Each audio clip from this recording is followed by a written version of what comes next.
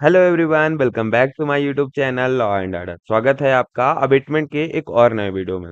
इस वीडियो में हम पढ़ने वाले हैं extra territorial abetment, liability of abettor और उनकी पनिशमेंट्स को। तो शुरू करते हैं एक्स्ट्रा टेरिटोरियल अबेटमेंट से। तो यहाँ पे दो तरीके के एक्स्ट्रा टेरिटोरियल जो है तो अबेटमेंट होते हैं। पहला जो कि बात करता है कोई भी ऑफेंस जो कि आउटसाइड इंडिया जो है तो कमिट हो रहा है और जिसका अबेटमेंट जो है तो इंडिया से हो रहा है। इसका जो एग्जाम्पल है वो देख लेते हैं। जो कि बात करता है ए कोई पर्सन है जो कि इंडिया में है, वो किसको कंस्पायर कर रहा है। बी कोई पर्सन है जो अब्रॉड में है, मान लो एग्जाम्पल पाकिस्तान में है, तो वो उसको जो है तो कंस्पायर ही कर रहा है, मतलब उसके साथ कॉन्स्पिरेसी क्रिएट कर रहा है। काहे के लिए?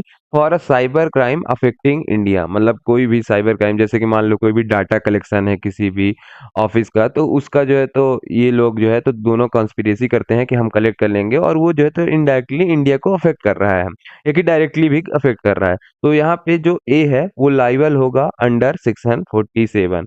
मतलब कि ये जो एक्स्ट्रा टेरिटोरियल अबेटमेंट है वो ये बात करता है कोई भी ऑफेंस जो कि इंडिया में हो रहा अब बाहर से, या कि इंडिया से हो रहा बाहर में, तो वो जो है तो पनिशेबल होगा अंडर बीएनएस। अब सेक्शन 48 वही बात करता है कि जो अबेटमेंट है वो इंडिया में हो रहा बाय समवन आउटसाइड, तो वो जो है तो पनिशेबल होगा अंडर इंडियन लॉ। अब यही जो है तो R versus Vasanta Kumar case में भी कहा गया कि कोई भी ऑफेंस जो कि इंडियंस को अफेक्ट करेगा from abroad are punishable under Indian law. तो ये था एक्स्ट्रा टेरिटोरियल अबेटमेंट, जिसमें दो तरीके के बताए गए। जो कि सेक्शन 47 में कहता है कोई भी अबेटमेंट ऑफ ऑफेंस जो कि बाहर हो रहा लेकिन उसका अबेटमेंट कहाँ से हो रहा, इंडिया से, तो वो जो है तो इंडियन लॉ से पनिशेबल होगा। दूसरा बात करता है सेक्शन 48 कि कोई भी अबेटमेंट जो कि इंडिया में हो रहा, कोई भी पर्सन जो कि बाहर है, तो वो भी जो है तो इंडियन लॉ के थ्रू ही पनिशेबल होगा। तो ये था एक्स्ट्रा टेरिटोरियल अबेटमेंट। अब देखते हैं हम लोग लाइबिलिटी ऑफ अबेटर।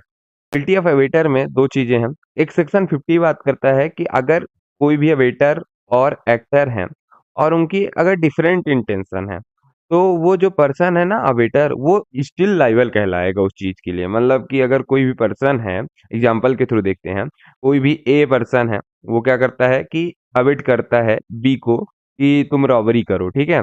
अब बी क्या करता है, उसकी तो अलग ही मनगणना चल रही, वो बोलता है कि जाके मैं मारूंगा, आज मार डालूंगा, ठीक है। बी क्या करता है, किल कर देता है, मर्डर कर देता है, तो ए जो है तो मर्डर के लिए लाइबल कहलाएगा।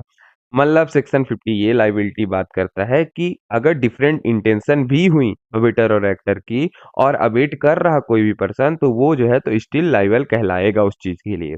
अब सेक्शन 51 क्या बात करता है? सेक्शन 51 कहता है कि जो एक्चुअल एक्ट है जिसके लिए अबेट किया गया किसी भी पर्सन को, वो डिफर करता है, मगर वो जो है तो कॉन्सिक्वेंस में ही लिया गया। मतलब कि कोई भी एक्ट है, अब एग्जांपल देखते हैं, जैसे कि ए कहता है थेफ्ट करने के लिए अबेट करता है किसी भी पर्सन को, जो कि बी है ना। तो बी क्या करता है, उसी एक्ट के कमीशन में क्या करता है, इंजर कर देता है किसी को, सी कोई पर्सन मान लो उसको इंजरी कर देता है, तो ए जो है तो विल लाइबल फॉर इंजरी, वो मतलब तो इंजरी के लिए भी लाइबल होगा। यही बात करता है सेक्शन 51 कि अगर जो एक्चुअल एक्ट है वो डिफर करेगा, मगर एक प्रोबेबल कॉन्सिक्वेंस है, तो अबेटर जो है स्टिल लाइबल कहलाएगा उस चीज के लिए। ये थी लाइबिलिटी ऑफ अबेटर। अब इसमें एक लैंडमार्क केस है, वो देख लेते हैं। बाल कृष्णा वर्सेस स्टेट 1959 का केस है, जिसमें ये कहा गया कि जो अबेटर है वो लाइबल कहलाएगा for probable results of his act. मतलब कि जो भी प्रोबेबल रिजल्ट होंगे उसके एक्ट के लिए, उसके लिए अबेटर जो है तो लाइबल कहलाएगा। तो ये था लाइबिलिटी ऑफ अबेटर। अब इसमें हम लोग देखेंगे नेक्स्ट पनिशमेंट ऑफ अबेटमेंट। तो अबेटमेंट में तीन चीजें होती हैं, इंस्टिगेशन होता है, या कि एडिंग होती है, या कि कॉन्स्पिरेसी होती है। और अगर अबेटमेंट ही नहीं है तो काहे की पनिशमेंट? नो अबेटमेंट मतलब नो पनिशमेंट। और अगर दूसरी चीज, अगर अबेटमेंट होती है और अगर जो ऑफेंस है, दो आधार होते हैं, या कि ऑफेंस कमिट हो रहा है अबेटमेंट में, या कि नहीं हो रहा है।